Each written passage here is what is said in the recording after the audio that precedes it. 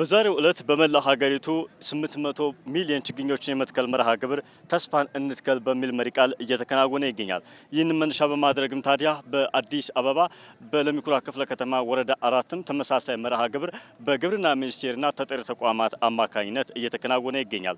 መርሃ ግብሩ በሀገር አቀፍ ደረጃ እየተካሄደ በሚገኝበት በዚህ ሰዓት ታዲያ የግብርና ሚኒስቴር ሰራተኞችና የተጠሪ ተቋማት ሰራተኞች የዚሁ ታሪካዊ መርሃ ግብር ተሳታፊ ሆነዋል። የአረንጓዴ አሻራ መርሃ ግብር ላይ ሲሳተፉ የሚገኙ የከተማዋን ነዋሪዎች ባገኘንበት ወቅት ታዲያ በዚህ ታሪካዊ የችግኝ ተከላ መርሃ ግብር ላይ መሳተፋቸውን እንደሚያስደስታቸው ተናግረዋል። ከዚህ ባለፈም በተለይ ኢትዮጵያ ባለፉት 7 ዓመታት ስታከናውነው በነበረው የችግኝ ተከላ መርሃ ግብርም ሲሳተፉ እንደነበር ገልጸው በቀጣይም ተመሳሳይ አይነት የሀገርን ክብር ሊያስጠሩ የሚችሉና የሀገርን ስነ ምህዳር ሊያስከብሩ የሚችሉ ተመሳሳይ ስራዎች መስራት እንዳለባቸውም ተናግረዋል። ኢትዮጵያ አሁንም ይቺ በአየር ንብረት ሁኔታ ኢትዮጵያን በአፍሪካና በዓለም ለማሳወቅ እኛ ችግኞችን ሁሉ ለጎረቤት ሀገር እየሰጠች ነው እና ምሳሌና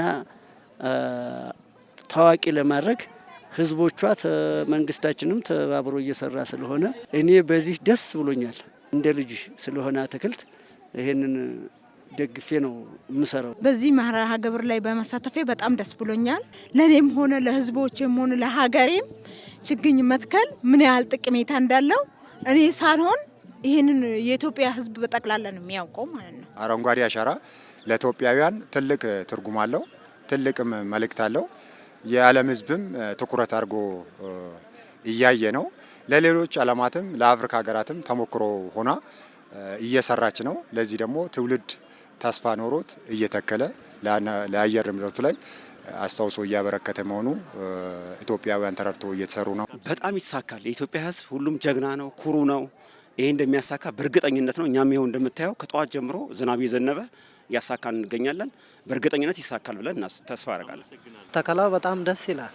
በጣም አሪፍ ነው እና ህዝቡ እንደዚህ ወጥቶ እንደምታየው ሌሊት ነው የወጣው፣ ብርድ ሳይል ምን ሳይል በጣም ደስ የሚል ነው። አንደኛ ለአካባቢው ልማት ነው፣ ሁለተኛ ደግሞ አካባቢው እንዳየው በጣም ደስ የሚል ነው እና ስለሆነ በጣም ደስ የሚል ነው። ተሳታፊዎቹ አክለውም ችግኝን መትከል ብቻ ሳይሆን መንከባከብ እንደሚያስፈልግም ተናግረዋል። ችግኞችን መንከባከብና እስከ ወዲያኛው ድረስ ክትትል ማድረግም እንደሚገባ ተናግረዋል። በተለያዩ ጊዜያት ወደ 20 ዛፎችን በመትከል ዛፎችን የተከልኩበትን በመሄድ በየጊዜ በመሄድ እንክብካቤ ለማድረግ እየጣርኩ ይገኛለሁ። ምክንያቱም ኢትዮጵያ ሀገራችን ረጅም ዓመት ታሪክ እድሜ ጠገብ አገር ናት።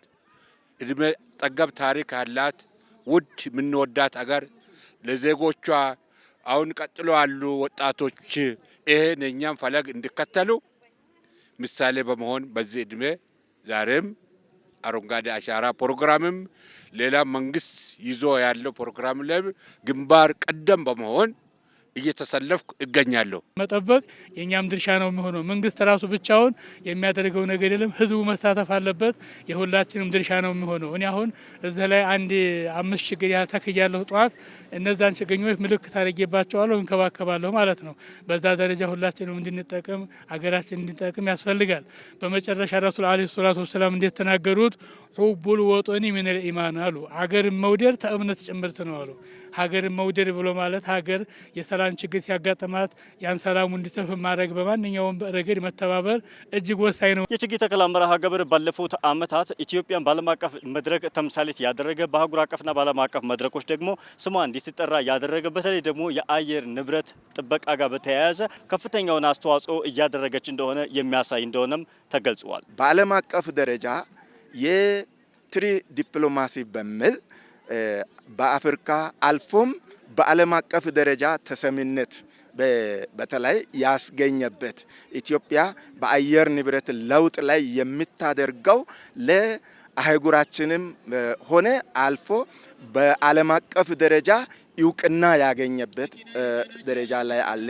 የምግብ ዋስትናውን የማረጋገጥ ስራዎችን እየተሰራበት ሁኔታዎች እያረጋገጠ እንዲሄድ የማረግ ስራዎች እየተሰሩ ያለበት ሁኔታዎች ያው በተጨባጭ በአሁኑ ጊዜ የደን ሽፋን ከዚህ ከመጀመሩ በፊት 17% ከነበረበት ወደ 23.6% ከፍ እንዲል የተደረገበት ሁኔታዎች አሉ።